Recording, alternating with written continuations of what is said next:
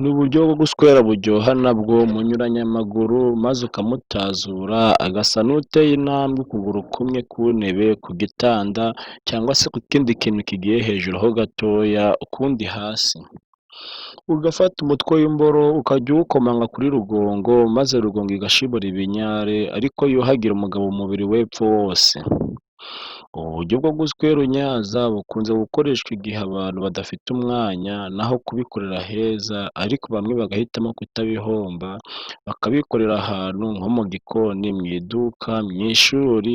mu biro n'ahandi ho bidashoboka kuryama, kuko abantu icyo gihe basohorera hasi bisaba kongera guhita utunganya aho mwabikoreye. Ni uburyo bwo guswera buryoha nabwo munyuranya amaguru maze